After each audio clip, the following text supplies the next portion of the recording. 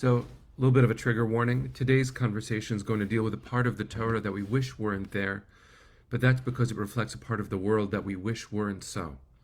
It's important for me to offer this warning because, statistically speaking, in all likelihood, members of our community, perhaps even people who are tuned in today, have been affected by sexual violence. And in this week's Parsha, we like to look at the other parts, but we often ignore, at our own peril, the pain of Dinah, who is raped in this week's Parsha. I'm not going to focus so much on the text today, though I want to point out that the text itself is unclear, so much so that what seems clear to me and to most readers of the text as sexual assault is actually understood by midrashists, people who use their imaginations when they're reading text, like my friend Anita Diamond, whose famous book, The Red Tent, transforms this story, reclaims it perhaps through a feminist lens, and describes a different kind of encounter, a consensual one.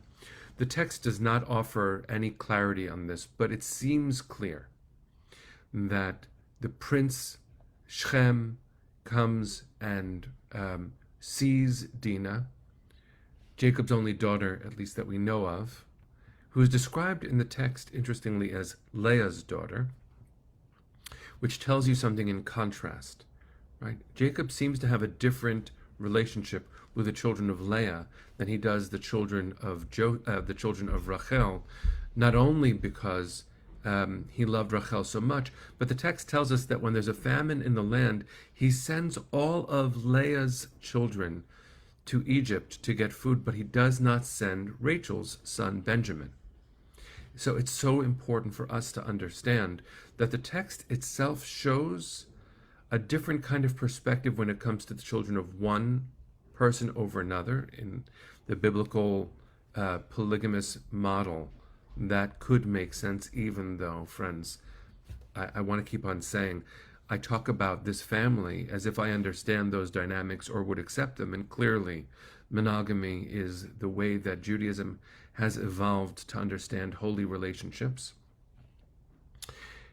But Jacob's perspective is not only different when it comes to Leah's children, it seems to be very different when it comes to Dinah.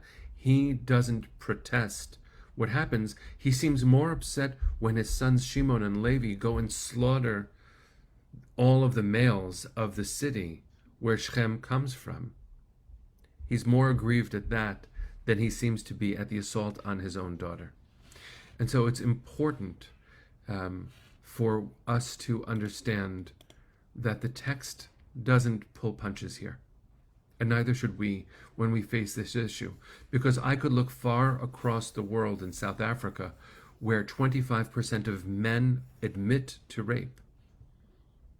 Or I could look at statistics in the United States, which are not 25% of men admit to rape, but the rate would shock you.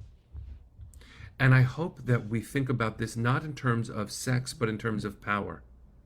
Because ultimately, rape is used as a weapon. It is used as a dehumanizing tool to assert power, often by men who have no confidence, men who are overcompensating.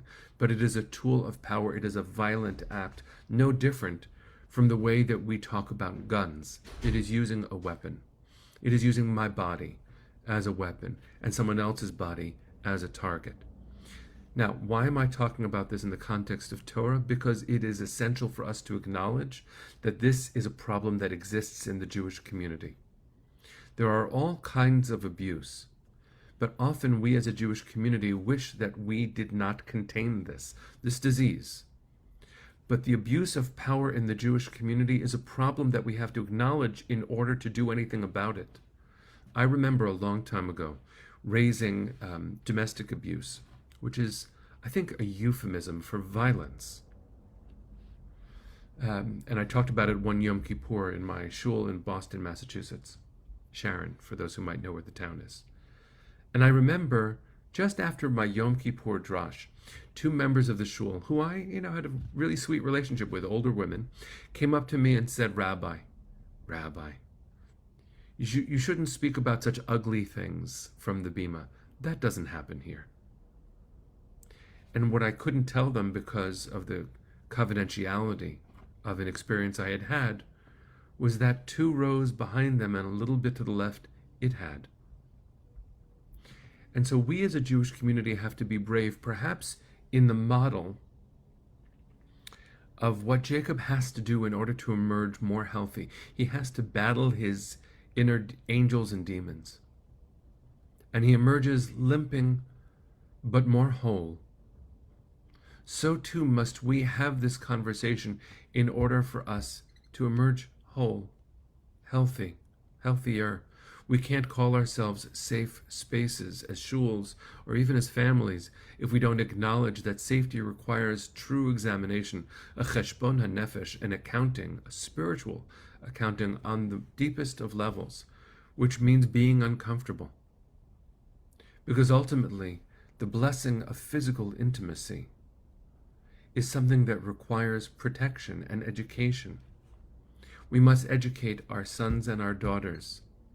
We must talk about sexual violence in same-sex couples too, because the statistics when it comes to date rape, when it comes to physical abuse between spouses, are true in the Jewish community too. But what is important to acknowledge is that often in the Jewish community, statistically speaking, it often takes years longer to acknowledge that it's happening and to ask for help because of the silence that sometimes we bring. There's a book about this called The Shame Born in Silence, about the Jewish community not acknowledging quickly enough the ills that plague us within, because we don't want to acknowledge it. Who would? So friends, I ask us to pay attention to a part of the Parsha that we wish weren't there, because it does reflect a part of the world that we wish weren't so. But the Torah over and over shows its relevance. Sometimes that's a blessing and it feels sweet and inspiring, and sometimes it must be motivation for us to acknowledge that some things haven't changed yet and should and must. And the responsibility for that is us. To be a student of the Torah is to recognize that it offers models of what not to do so that we can make sure that we do what we should do. And so even though there are a lot of conversations that perhaps we'd rather have today, it is incredibly important, friends, for us to take good care of each other and to acknowledge that this is a problem in the Jewish community too. That we must support organizations like UJA does with NILAG, a pro bono group of lawyers who work in a range of fields, including survivors of domestic violence, which include physical sexual assault. We must support organizations like the one in San Francisco that educated me and my children and my community so much, called Shalom Bayit, that runs a program called Love Shouldn't Hurt. We must acknowledge, friends, we must acknowledge that this happens in the Jewish community and that we are responsible. We are responsible. In the name of Dinah and all of our mothers,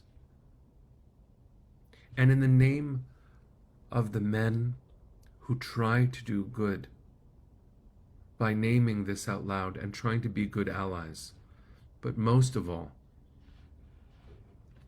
in this moment, to raise up Dinah's voice, to give her the acknowledgement as a matriarch in our family, and to call out Jacob for not responding in a way that I think we as a community must.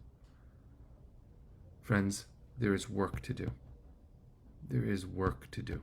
There is a fixing that is necessary, and only if we are brave enough to pay attention both to the Torah's text and to our actual world, and take responsibility for safety and health for all of the members of our community.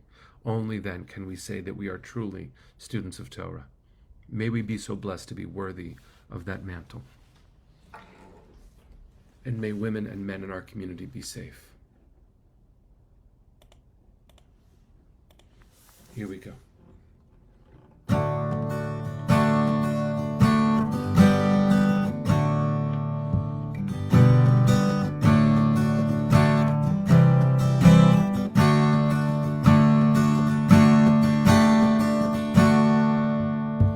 La la la la.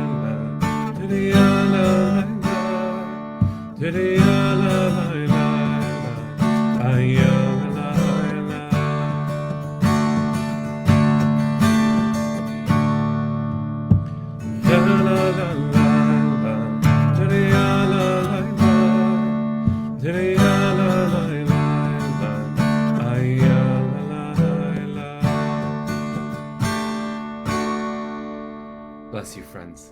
Take care. Have a beautiful day. See you tomorrow.